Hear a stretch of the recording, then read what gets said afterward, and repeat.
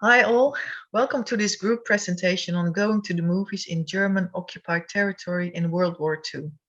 Not all of us will talk in this presentation, but except for Terezia, we will all be there in the panel discussion to respond to your questions and remarks, so hope to see you there. This collaborative project was born at a workshop on cinema going during the Second World War, organized by Thunnis van Oort and Roel van Winkel in 2020. It turned out that 4 projects had collected data on the same period, which made us decide to work together with the aim to understand the effect of the German occupation on cinema going in 4 cities located in 4 different countries. In this presentation, we will focus on a smaller, though still very big question, as you will soon understand. We are interested in the popularity of German films in the cities of Brno, Brussels, Krakow, and The Hague under German occupation during the Second World War. To answer that question, we have harmonized and integrated our 4 datasets, and the result was this. As you can tell from this slide, and even though there's a lot of information on it, you see immediately there's a huge difference between the size of the cinema market. We have 10 cinemas in Krakow, of which 8 were included, whereas we have 89 in Brussels. Also, the number of films in the dataset differs hugely. 303 in Krakow, 1,000 in The Hague, 1,300 something in Brno. So there's a huge difference in the size of each data set.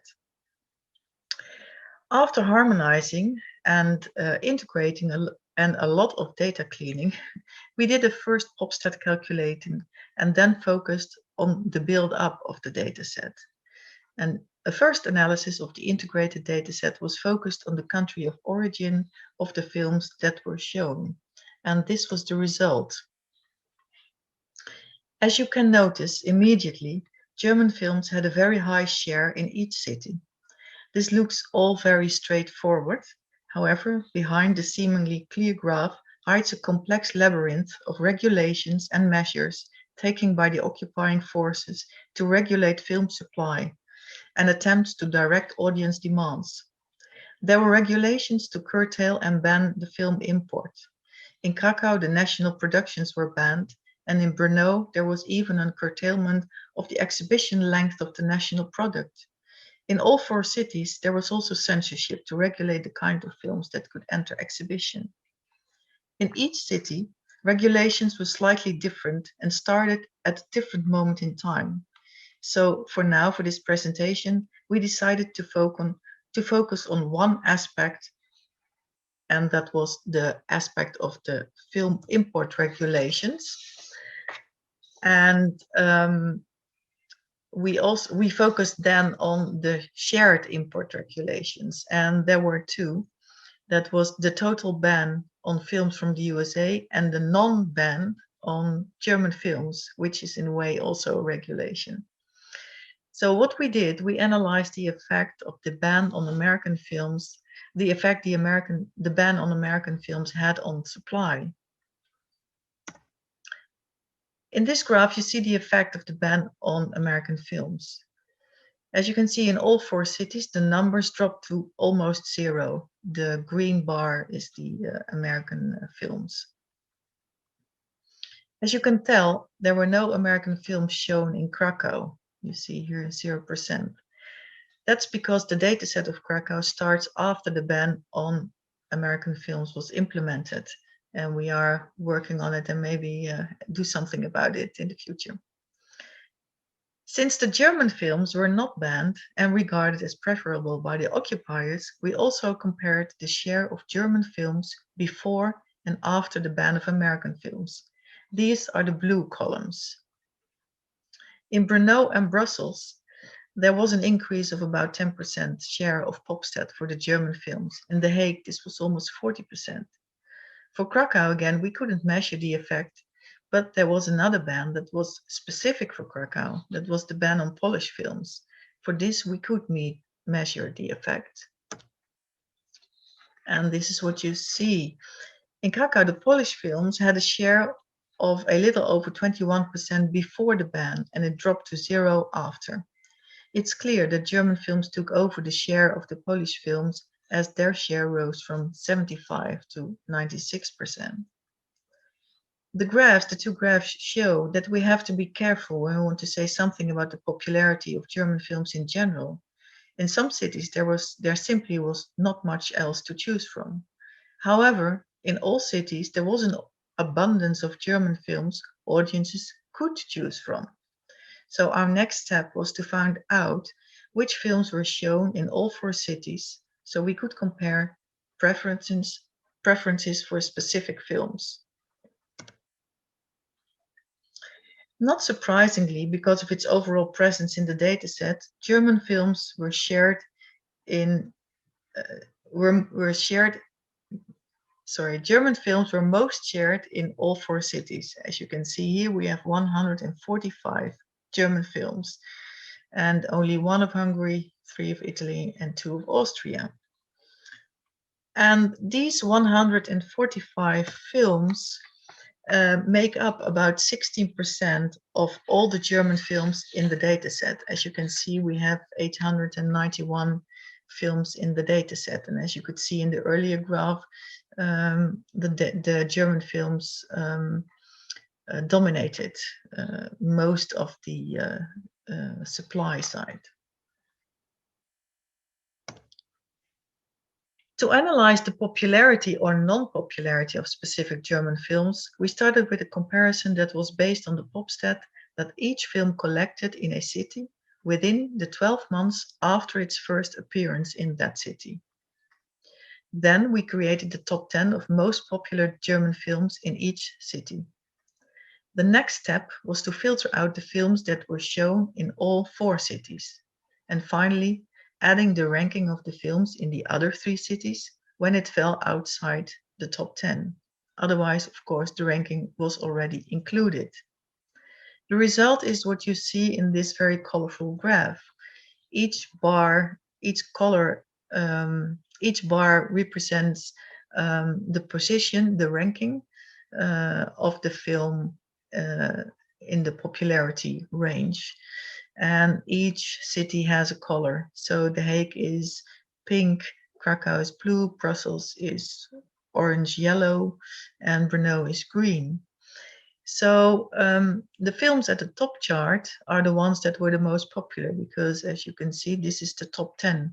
So Baron von Münchhausen was in the top 10 of all 4 cities, whereas Wiener Blut was in the top 10 of 3 cities, but it ranked 22 in Brussels.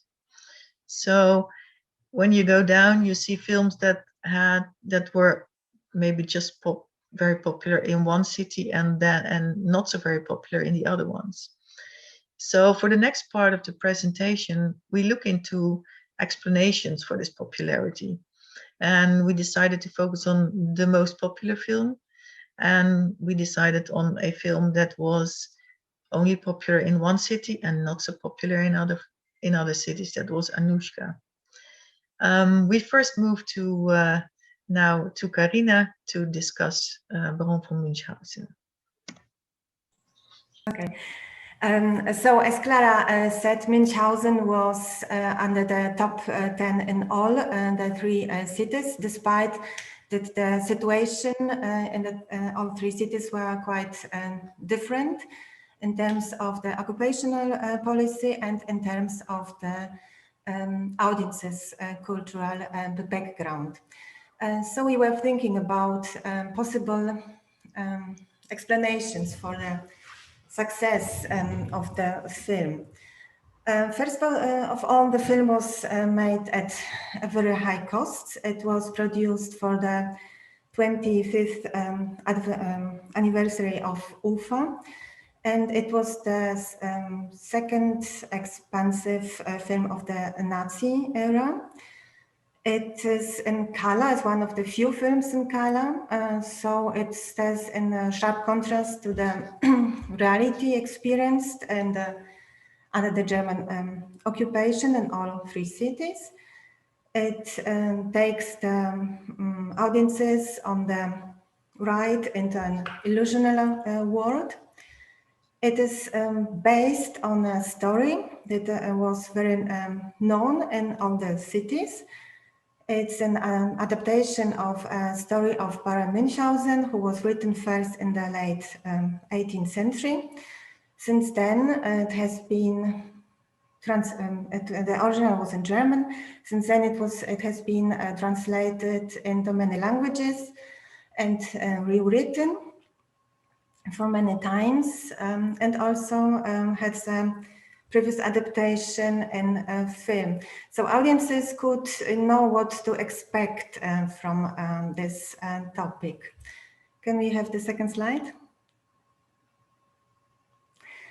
And the film took the audiences on a trip to Italy, to Russia, and to the Ottoman Empire.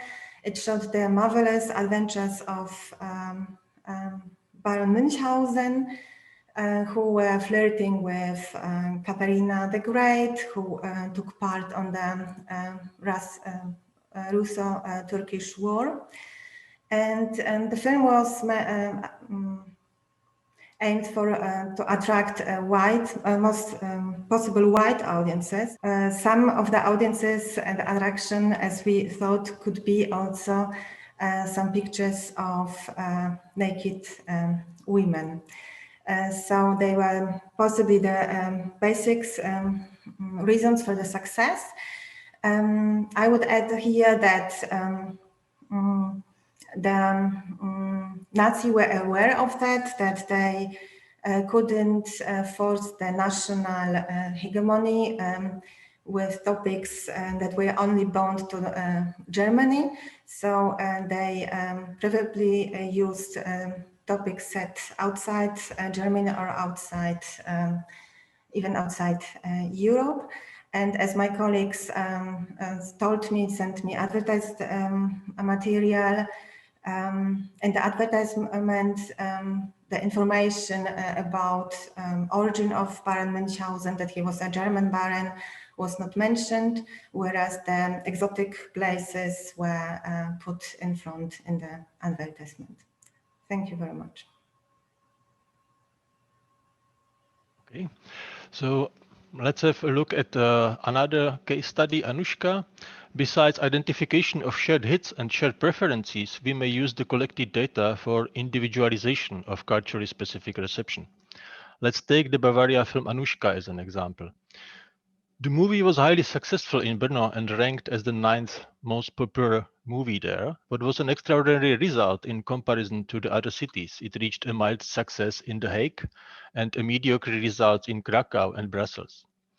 One of the variables contributing to the success in Brno could be Roel Vanka, a Vienna-born actor who had a successful career in Czechoslovak cinema in the 1930s and was well known to Brno audiences. But other of his German movies or flopped in Brno or had mediocre results.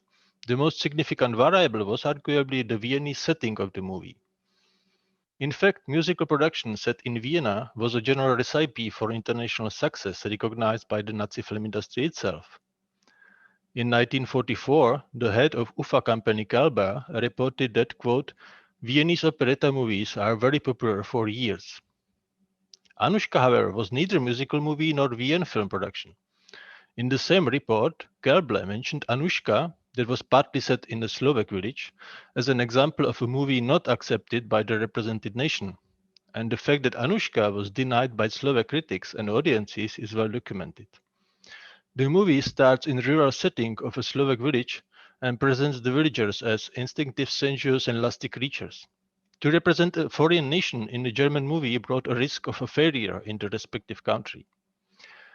But besides Slovakian rural area, the movie significantly exploited Vienna setting, and representation of a milieu that was perceived as culturally near and elicited positive affection was a bet on success in the respective market. Our hit lists implicate that Brno audiences enthusiastically and disproportionately to the other cities embraced movies with Vienna settings. For example, a Vienna film production, the Romantische Brautfahrt, ranked 8th in Brno, flopped in The Hague, and wasn't screened in Brussels and Krakow. It was promoted in Brno newspapers as a movie with, quote, Viennese charm, Viennese humor, and a Viennese good mood. Another example would be Wien film Schrammel, that ranked second of the German movies screened in Brno. Specific idiom of Viennese culture tradition seems to be the decisive factor for its reception in Brno.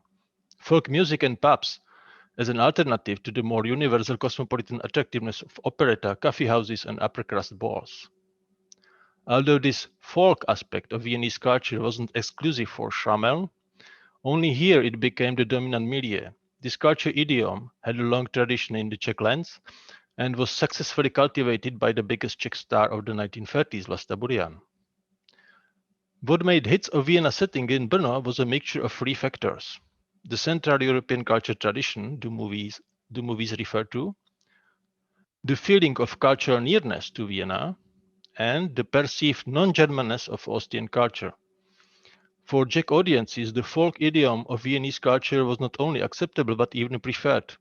Traditional cultural ties and perceived cultural closeness between Brno and Vienna, as well as affiliation of Viennese culture with non-German Gemütlichkeit, coziness, lubricated this warm embrace of Vienna setting by Brno citizens. Our comparative research design serves well for individualization of culturally specific reception modes in the occupied countries.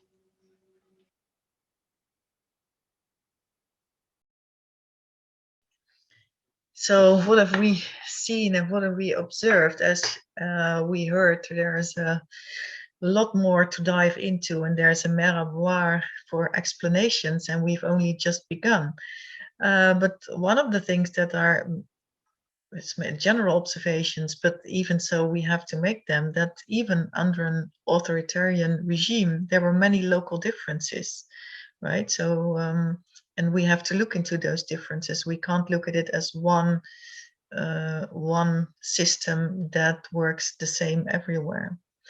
And even though German film was very popular in general in Europe, and that we often refer to it when we compare it with American films, and that we say these German films were culturally closer, and it doesn't mean that they were popular, that every film was as popular everywhere.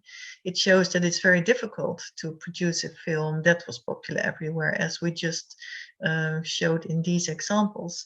So there's a lot to think about: culture nearness, the production value, the branding, the marketing, the stars, and so on and so forth. So we still have a nice way ahead.